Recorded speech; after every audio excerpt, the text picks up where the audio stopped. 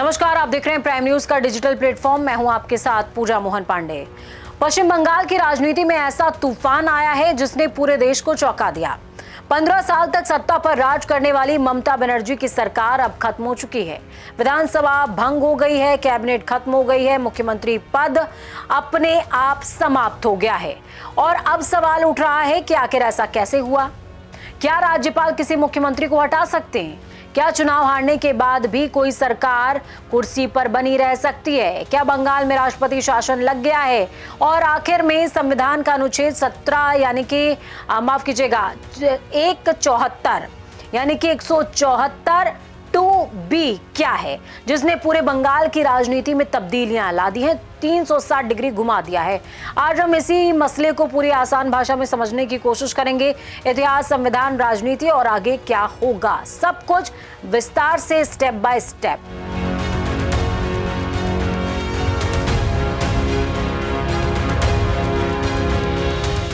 सबसे पहले समझिए बंगाल में आखिरकार क्या हुआ। सबसे पहले पूरे घटनाक्रम को आपको समझना चाहिए। पश्चिम बंगाल विधानसभा का कार्यकाल खत्म हो चुका था, चुनाव हो चुके थे, नतीजे आ चुके थे, लेकिन चुनाव परिणामों के बाद भी सत्ता को लेकर बड़ा विवाद छिड़ा।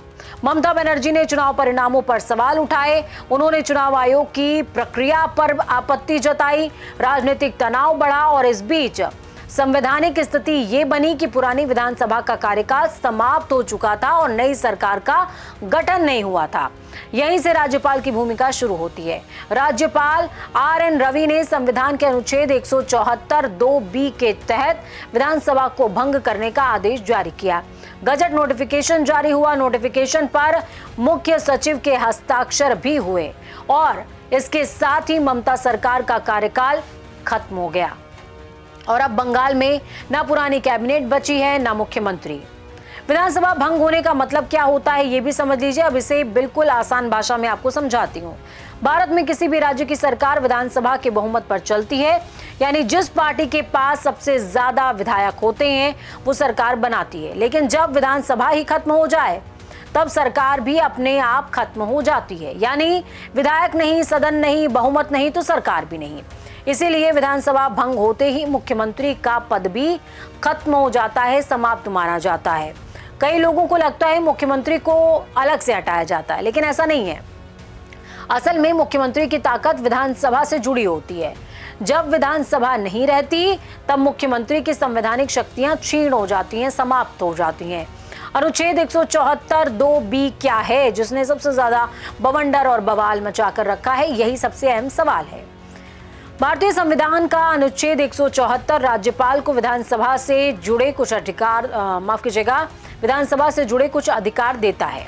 इसमें दो बड़े हिस्से हैं, विधानसभा का सत्र बुलाना, विधानसभा को भंग कर देना।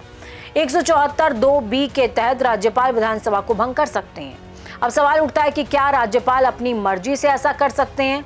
सामान्य स्थिति में तो बिल्कुल नहीं, लेकिन आमतौर पर राज्यपाल मुख्यमंत्री और मंत्रिमंडल की सलाह पर काम करते हैं। लेकिन जब राजनीतिक संकट पैदा हो जाए, बहुमत पर सवाल आ जाए या संवैधानिक स्थिति अस्पष्ट हो जाए, तब राज्यपाल सक्रिय भूमिका निभाते हैं। राज्यपाल की संवैधानिक भूमिका, अब इसे थोड़ा और आसान भाषा में आपको समझना चाहिए, क्योंकि जब मैंने बोला तो आप कंफ्यूज हो गए होंगे। राज्यपाल राज्य का संवैधानिक प्रमुख होता है। जैसे केंद्र में राष्ट्रपति, वैसे ही राज्य में राज्यपाल। सरकार रोजमर्रा का काम चलाती है, लेकिन संविधान की रक्षा करना राज्यपाल की जिम्मेदारी है। अगर ऐसी स्थिति आ जाए कि सरकार बहुमत खो दे, चुनाव हो जाए, नई सरकार ना बने, पुरानी सरकार का कार्यकाल खत्म हो जाए, तब राज्यपाल ये सुनिश्चित करते हैं कि संवैधानिक व्यवस्था बनी रहे। और यही हुआ बंगाल में। क्या ये राष्ट्रपति शासन है? अब सबसे बड़ा भ्रम यही है। कुछ लोग कह रहे हैं बंगाल में राष्ट्रपति शासन लग गया, लेकिन पूर्व केंद्रीय सचिव जवाहर सरकार का कहना है कि ये राष्ट्रपति शासन नहीं है। तो फर्क क्या होता है? राष्ट्रपति शासन क्या होता है? जब किसी राज्य की संवैधानिक व्यवस्था पूरी तरह फेल हो जाए, तब अनुच्छेद 356 के तहत राष्ट्रपति शासन लगाया जाता है। उसमें सरकार हट जाती है, विधानसभा निलंबित हो जाती है या भंग हो सकती है, केंद्र सरकार सीधे नियंत्रण संभालती है। लेकिन बंगाल में अभी जो स्थिति बनी है उसे एंट्रिम अरेंजमेंट कहा जाता है, यानी अस्थायी व्यवस्था। जब तक नई सरकार शपथ नहीं लेती तब तक प्रशासनिक जिम्मेदारी राज्यपाल के अधीन होगी। क्या राज्यपाल सीधे शासन चलाएंगे? तकनीकी रूप से प्रशासन राज्यपाल की देखरेख में रहेगा, लेकिन इसका मतलब ये नहीं है कि राज्यपाल खुद फाइलें लेकर बैठ जाएं। असल में नौकरशाही यानी कि प्रशासनिक अधिकारी काम जारी रखेंगे। मुख्य सचिव, डीजीपी, विभागीय अधिकारी सब काम संभालते रहेंगे जैसे चल रहा था। फर्क सिर्फ इतना होगा कि राजनीतिक नेतृत्व अस्थायी हो जाएगा। ममता बनर्जी की स्थिति क्या रही? अब बात करते हैं ममता बनर्जी की स्थिति की। पश्चिम बंगाल की राजनीति का सबसे बड़ा चेहरा रही। 2011 में 34 साल पुरानी वामपंथी सरकार को हटा दिया। उसके बाद लगातार बंगाल की राजनीति पर उनका दबदबा बना रहा, लेकिन इस बार चुनाव परिणामों में तस्वीर बदली, राजनीतिक हालात बदले, विवाद बढ़ा, इस्तीफे को लेकर टकराव हुआ और आखिरकार संवैधानिक प्रक्रिया ने स्थिति स्पष्ट की। विधानसभा भंग होते ही मुख्यमंत्री पद समाप्त हो गया। क्या मुख्यमंत्री इस्तीफा देने से इनकार कर सकते हैं? क्योंकि ममता बनर्जी ने इनकार कर दिया था, यही बड़ा सवाल है। तकनीकी रूप से मुख्यमंत्री तुरंत इस्तीफा ना दे, ऐसा हो सकता है, लेकिन लोकतंत्र में बहुमत सबसे बड़ा सिद्धांत है, इसके आगे कुछ नहीं। अगर कार्यकाल समाप्त हो गया है, बहुमत ना बचे और नई विधानसभा बन जाए तो पुरानी सरकार हमेशा नहीं चलती है। यानी कुर्सी पर बने रहने की राजनीतिक इच्छा और संवैधानिक वैधता दोनों अलग चीजें हैं।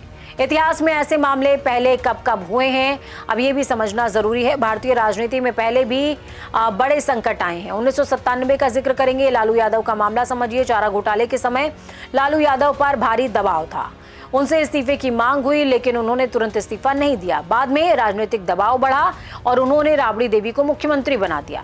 हेमंत सोरेन का मामला, झारखंड में भी राजनीतिक संकट आया। जेल जाने से पहले हेमंत सोरेन ने इस्तीफा दिया। अरविंद केजरीवाल का मामला भी, दिल्ली में गिरफ्तारी के बाद इस्तीफे को लेकर बड़ा विवाद हुआ।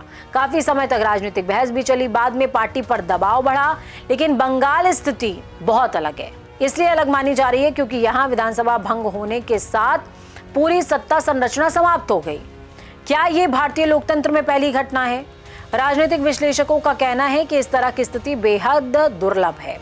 भारत में आमतौर पर मुख्यमंत्री इस्तीफा दे देते हैं, नई सरकार बन जाती है या फिर राष्ट्रपति शासन लग जाता है, लेकिन चुनाव परिणामों के बाद संवैधानिक प्रक्रिया के जरिए सीधे विधानसभा भंग होने और सरकार समाप्त होने की घटना बहुत कम देखने को मिली है। इसलिए इसे ऐतिहासिक कहा जा रहा है। आगे क्या होगा? अब सबसे महत्वपूर्ण सवाल यही कि आगे क्या? संभावना ये कि नई सरकार जल्द शपथ ले सकती है। 9 मई को शपथ ग्रहण की तैयारी हो रही है। नई कैबिनेट बनाई जाएगी। राज्यपाल नई सरकार को आमंत्रित करेंगे। यानी बंगाल अब नए राजनीतिक दौर में प्रवेश कर चुका है। अमित शाह का दौरा भी बेहद अहम है। गृह मंत्री अमित शाह कोलकाता दौरे पर पहुंचे हुए हैं और राजनीतिक गलियारों में चर्चा भी बनी हुई है। नई सरकार गठन पर बातचीत हुई, सुरक्षा व्यवस्था की समीक्षा की गई, तमाम जो तैयारियां थी वो की गई। इसलिए केंद्र सरकार भी स्थिति पर बेहद करीब से नजर बनाए हुए है। अब बात करते हैं बंगाल की सियासत पर असर क्या है, यही बड़ा सवाल है। क्या बंगाल की राजनीति हमेशा के लिए बदल गई है? संभव है कि बदल गई हो, क्योंकि 15 साल पुराना सत्ता ढांचा खत्म हुआ है। प्रशासनिक संतुलन बदलेगा, राजनीतिक समीकरण बदलेंगे, विपक्ष को नई ताकत मिलेगी, टीएमसी को सबसे बड़ी चुनौती मिलेगी। क्या टीएमसी की राजनीति खत्म हो गई है? आपके जहन में ये भी सवाल आया होगा जब मैं ये तमाम बातें बता रही हूँ। इतनी जल्दी ऐसा कहना गलत है। भारतीय राजनीति में कई बड़े नेता हार का सामना करते हैं, लेकिन बाउंस बैक करते हैं, यानी कि वापस आते हैं। उदाहरण इंदिरा गांधी, लालू यादव, जयललिता, ममता बनर्जी खुद भी। इसीलिए टीएमसी अभी भी बंगाल की बड़ी राजनीतिक सियासी ताकतों में से एक है। जनता के लिए इसका क्या मतलब है? आम जनता के लिए सबसे बड़ा सवाल यही कि क्या प्रशासन रुकेगा नहीं? सरकारी काम चलते रहेंगे। अस्पताल, स्कूल, पुलिस, बिजली, राशन, सरकारी योजनाएं, सब कुछ जैसा था जारी रहेगा क्योंकि प्रशासनिक मशीनरी काम कर रही है। लोकतंत्र का सबसे बड़ा संदेश इस पूरी घटना से, भारतीय लोकतंत्र का जो सबसे बड़ा संदेश निकलता है ये कि लोकतंत्र में अंतिम ताकत संविधान के पास होती है। कोई भी नेता कितना भी बड़ा कदमे हो जाए, बहुमत जरूरी है, यानी कि आपका वोट जरूरी है, संवैधानिक प्रक्रिया जरूरी है, विधानसभा जरूरी है, और जब संवैधानिक स्थिति बदलती है तो सत्ता भी बदल जाती है। विपक्ष क्या कह रहा है? विपक्ष इसे लोकतंत्र की जीत बता रहा है। उनका कहना है कि जनता का जनादेश स्वीकार होना चाहिए, संवैधानिक संस्थाओं का सम्मान जरूरी है, चुनावी परिणामों के बाद सत्ता परिवर्तन स्वाभाविक प्रक्रिया है। लेकिन इन सब के बीच टीएमसी कह रही है कि इसे राजनीतिक साजिश माना जाए। संभावना है कि पार्टी चुनाव प्रक्रिया पर सवाल भी उठा रही है और कानूनी लड़ाई भी लड़े, जनता के बीच जाए और नए राजनीतिक आंदोलन की तैयारी भी करे। अब सवाल ये भी होगा आपके जहन में, जब मैंने ये बात बोली कि राजनीतिक तैयारी और संवैधानिक, क्या कोर्ट में मामला जा सकता है? क्योंकि अमूमन ममता बनर्जी हर मामले के लिए कोर्ट में रहती हैं। तो जवाब है हाँ। अगर किसी पक्ष को ऐसा लगता है कि संवैधानिक प्रक्रिया गलत तरीके से लागू की गई, फॉलो की गई, मामला अदालत जा सकता है। भारत में सुप्रीम कोर्ट और हाई कोर्ट संवैधानिक फैसले की समीक्षा कर सकते हैं, लेकिन फिलहाल जो स्थिति बनी है उसमें राज्यपाल का आदेश लागू माना जाएगा। तो कुल मिलाकर समझिए, पश्चिम बंगाल में विधानसभा भंग हो गई, ममता सरकार खत्म हो गई, मुख्यमंत्री पद समाप्त हो गया, राज्यपाल के अनुच्छेद 174(2)(b) का इस्तेमाल किया गया, नई सरकार बनने तक अंतरिम व्यवस्था लागू रहेगी। ये सिर्फ बंगाल की राजनीति का बदलाव नहीं है, ये भारतीय लोकतंत्र के इतिहास का बेहद बड़ा राजनीतिक और संवैधानिक मोड़ माना जा रहा है। अब सबकी नजर एक ही चीज पर, नई सरकार कौन बनाएगा? क्या बंगाल में राजनीतिक संघर्ष अब भी होगा? यानी बंगाल की राजनीति का सबसे बड़ा अध्याय खत्म हुआ है और एक नए अध्याय की शुरुआत होने जा रही है। इस टॉपिक के लिए मैं पूजा मोहन पांडे आज के लिए, अभी के लिए साइनिंग ऑफ।